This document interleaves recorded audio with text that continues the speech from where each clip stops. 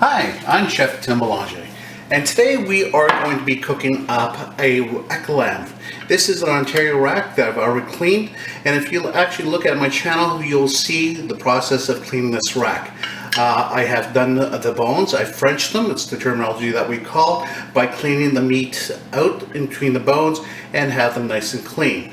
You can see the eye of the lamb itself. It is quite large on one side and the loin goes smaller down, taper down to the end. So what I'm going to do is I'm going to season this, salt and pepper only on this, and we're going to do it in a two-step process. First we are going to sear it, and then the second thing we're going to be doing is roasting it with a herb crust. So I'm going to get started by simply turning on my pan and searing this off.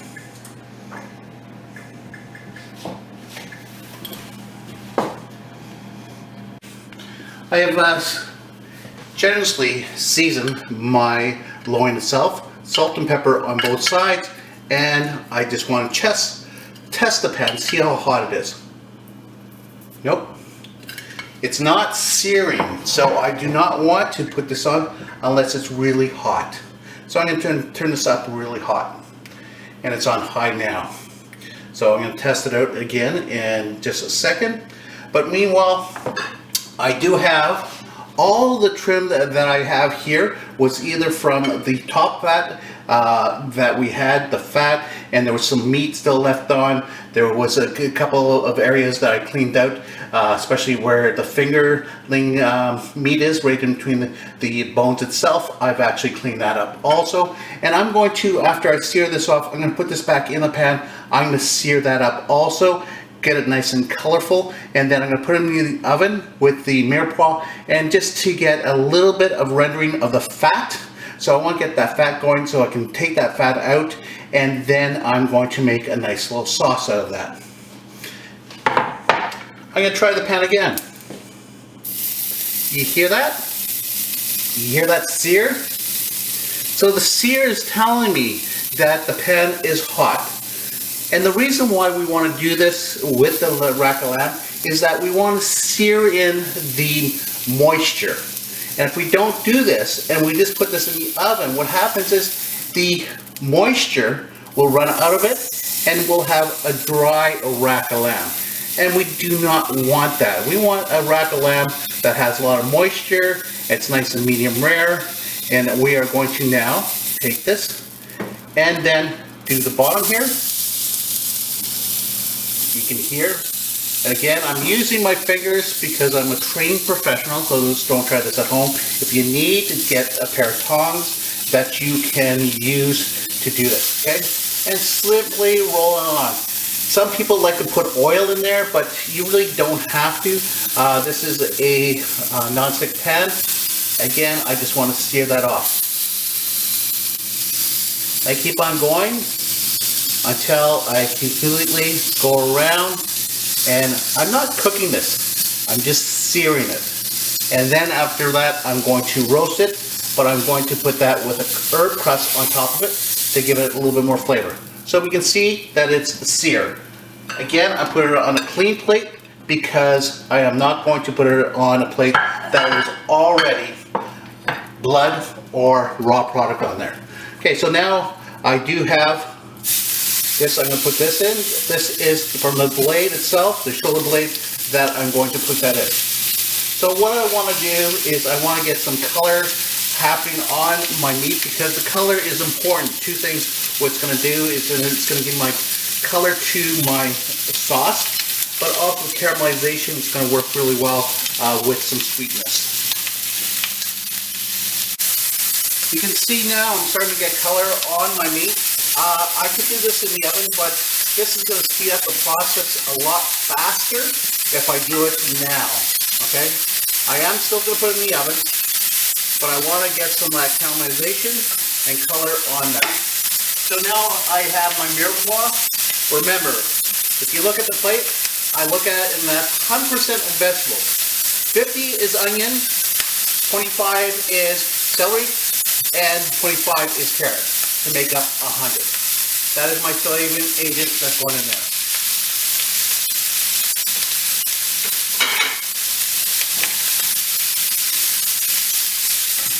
Again, I'm going to do this. I'm going to get some color, then I'm going to put this in the oven and finish it off with some more color. And this is going to make a nice jus for my lamb. So now I'm going to put this in the oven.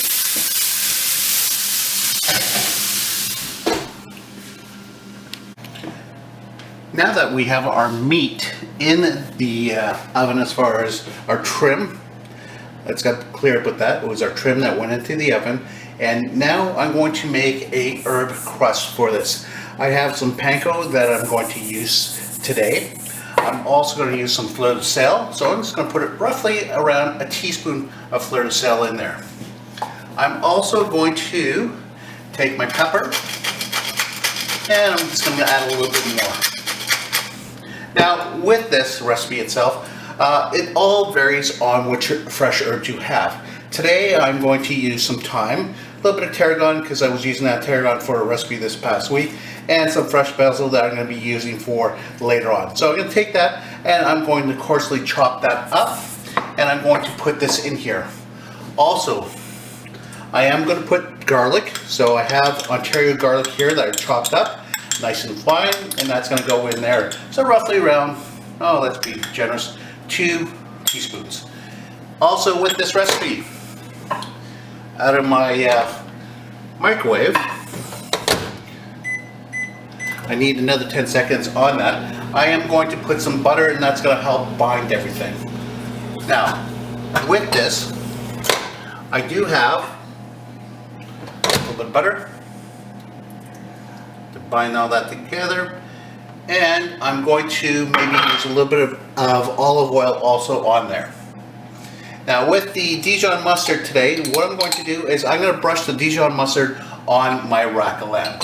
So I'm going to chop this up, I'm going to put this in, blend it all together. I've coarsely chopped up the herbs.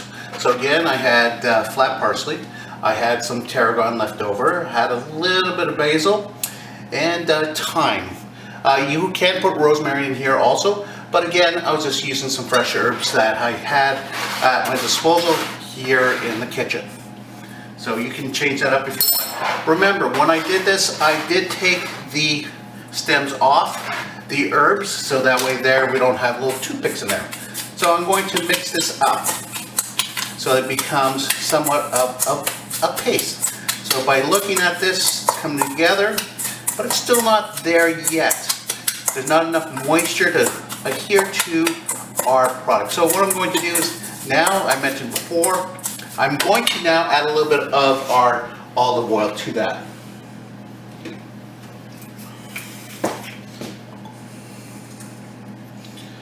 And that's going to make a nice crust, and also it's going to help with getting it nice and golden brown. So we're almost there. I'm going to have a look at it. Again, the olive oil will give it a nice green flavor to it with that product itself. So what I'm looking for is the consistency of paste. I should be able to hold this, and if I squeeze it, is it sticking together? No, it's not. So I'm going to use a little trick. I'm going to use a little bit of the garlic oil also, because you never have enough garlic oil. And just a little bit more of this olive oil in there. Mix that up.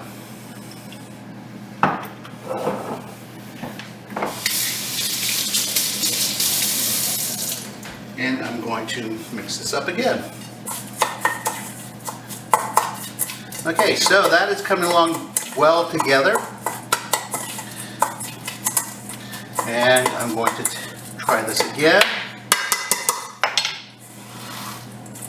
And it's sticking well together. Okay, so now I'm going to wash my hands. I can clean up the cutting board, and then we'll go do the next step, is getting that jus going.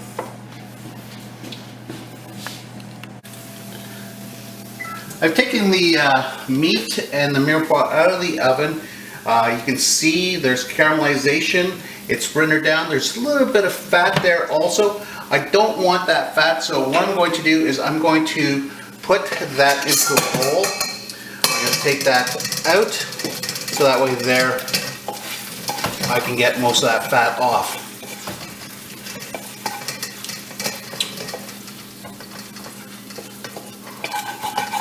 Okay, scraping a little bit of that caramelization, the onions and that off the bottom. Okay, so now I'm getting all that off.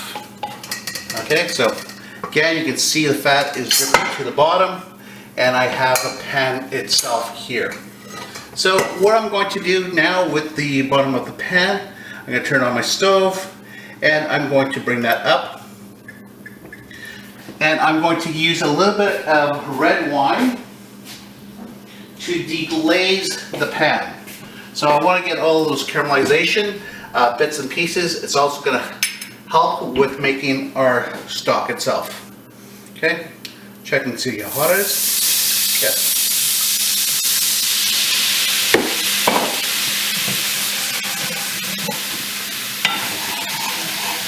Taking that off, caramelization, little bits and pieces.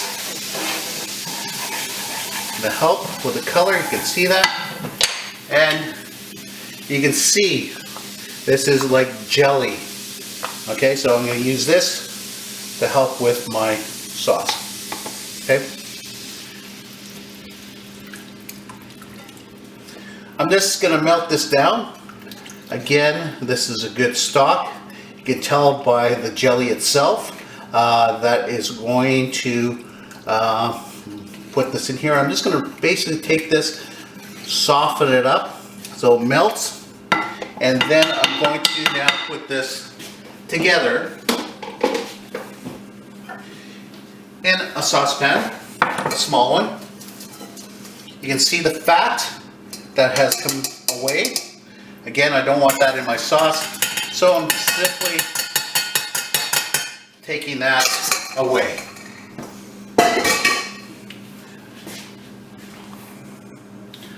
Okay, so that's pretty well now started to melt.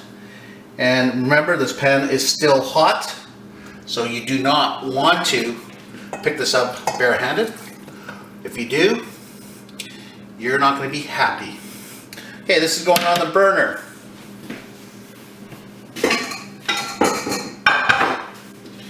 Again, you can see the nice rich color, and that came from my stock that I made earlier and that I have in the freezer when I need. So I'm just going to put a pinch of thyme in here, a pinch, and a bay leaf. Okay, just a pinch. I'm not going to season this until afterwards.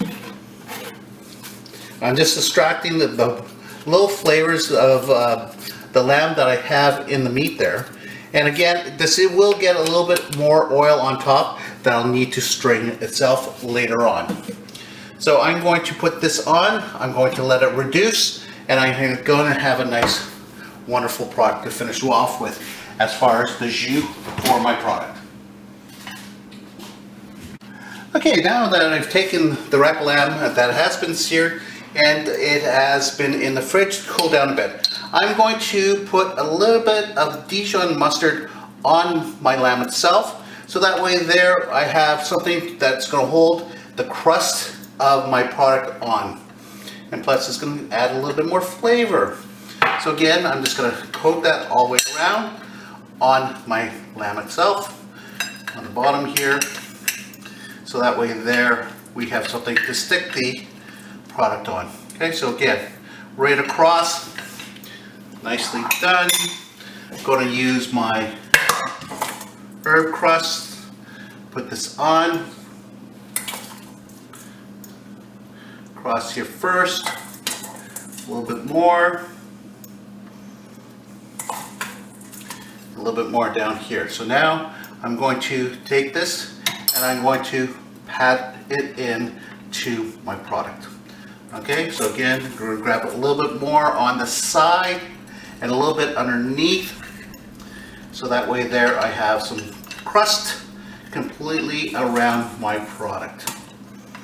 Okay, I'm not going to do the bones, The bones, I will protect my bones. Later on, I will protect them with a little bit of tin foil, so that way there, I don't get extra color on that. Okay, I'm going to push this all together so that my crust is evenly across and underneath. So again, pushing that in. I'm going to put this back into the fridge to firm up. That's going to help with the butter and all the rest of the product on there, so I have a nice crust to work with. So here we go, going back into the fridge. I have now taken this, and it actually has been simmering for the last 45 minutes, and now I'm going to strain that off. I've extracted the flavors from the meat, from the mirepoix, and from the herbs that I put in earlier. You'll see a nice consistency. So I do have only one small little saucepan, so I'm going to strain this into here and then wash this and then bring it back.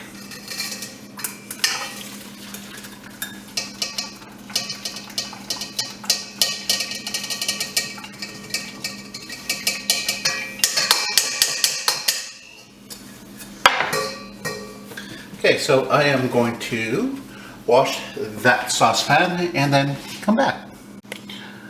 I have washed my little saucepan. I'm going to put this back in. You can see that there's a little bit of fat still around that. That's not a problem. I will strain that shortly. But you can see the color. Look at that. Look at that color. And you can see it's starting to get almost syrupy. It's sticking to the side of your spoon. So again, nice reduction. And this is a natural reduction. No roux, nothing to thicken it except it taking its time to reduce naturally. And that's where the stock came in earlier, and that's how we got it to here. Okay, so all the flavors are there. I am going to now take a taste.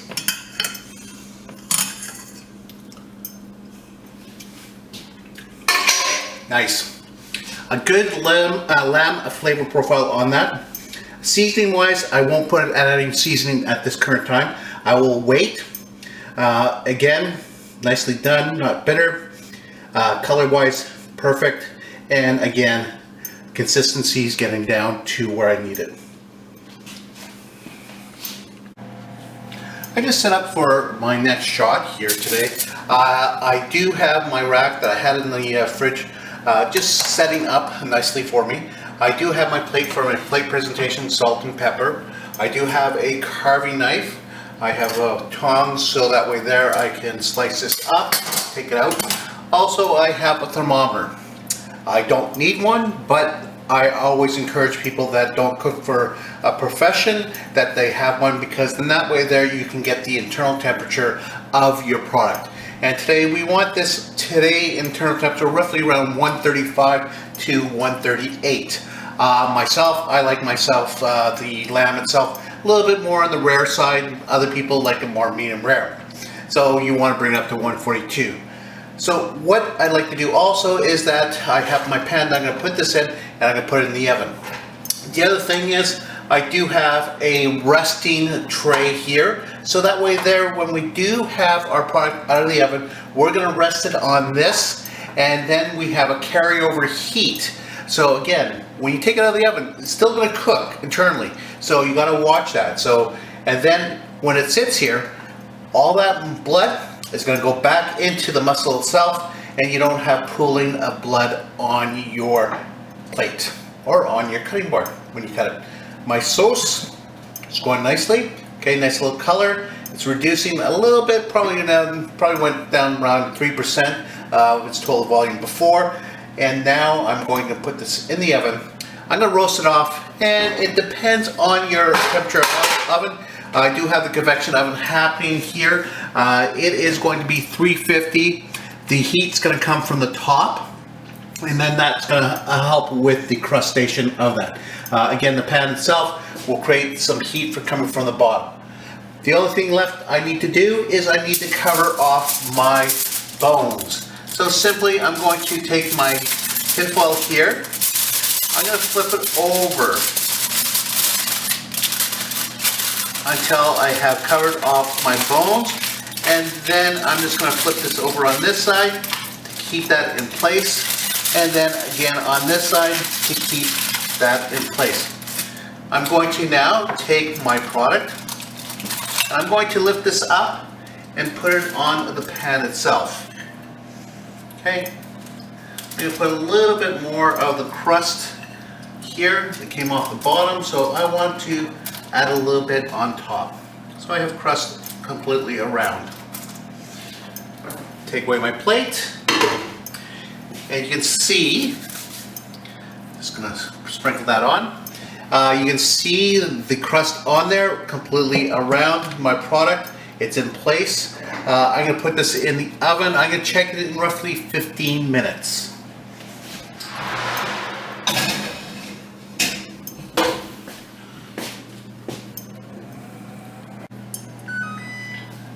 I hear the timer. Okay, so timer's going off now.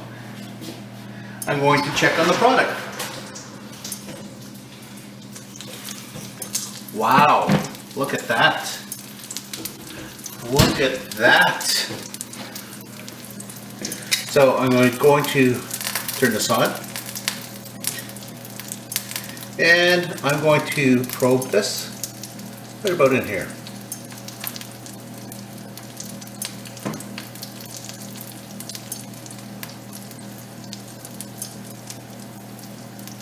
So it's done.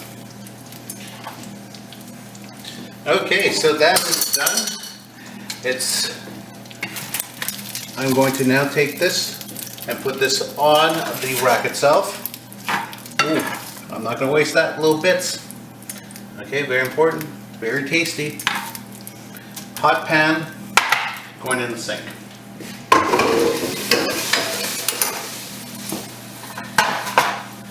Now you can see that the rack is done. You have nice color on the top of that. Now it's important, as I mentioned before, we need to let this sit. So that way there, the blood goes back into the protein itself, and we don't have the blood on our cutting board or on our tray. So we're going to give this roughly around 10 minutes of sitting, and we will come back and carve that up and taste. I've taken the tin foil off. I took it off the cooling rack. Again, because of the nature of this crust, I did not want to actually cover this up. Normally, when I'm resting something, I will cover it up. But if I covered this up while I was trying to cool it down, what would happen is my crust would steam, and then I wouldn't have the same texture. So that's what you have to think about when you are putting stuff down to put down and let it rest. You have to take that into consideration. So if I didn't have the crust in, maybe I would not do that. So what I'm going to do is, remember, one side of the eye of the lamb is quite larger than the, it tapers off down to here, where it's quite smaller. And usually I like to do perhaps 2 or 3 bones at a time.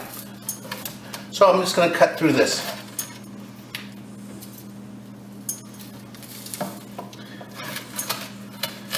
Again, you can hear the crackle of that. And one more. I'm going to cut this into 3 because that way there you can see a little bit more. And again, you can tell by this over here, it is more on the medium.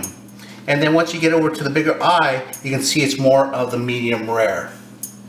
Okay, I got the crust happening. So what I'm going to do now is I'm just going to put this off to the side, and I'm going to bring my plate in. I have my plate, and I have my sauce here. So I'm just going to take my sauce, and because I did all this work with my lamb, I don't want to cover it up with sauce. I want to make sure that my sauce is on the bottom so I can drag that. And I tasted my sauce earlier, and I found that the seasoning was good. Okay. So again, you can see the nice richness color on that. If one, I could actually do this and do another straining of it just get those little particulates out, but I'm not going to do that. I'm just going to make sure that I have enough sauce on my plate itself. So this looks like a big triangle. Okay, cross and across here. Again, plate presentation is totally up to you. Again, I'm just going to put these pieces down here, and then I'm going to bring the bigger pieces a little bit more up, so that way there I can see the doneness that I have on this. I'm going to clean that up a bit, and we have our wonderful rack of lamb dish. So, as I always say, happy cooking. I'm Chef Tim Belanger.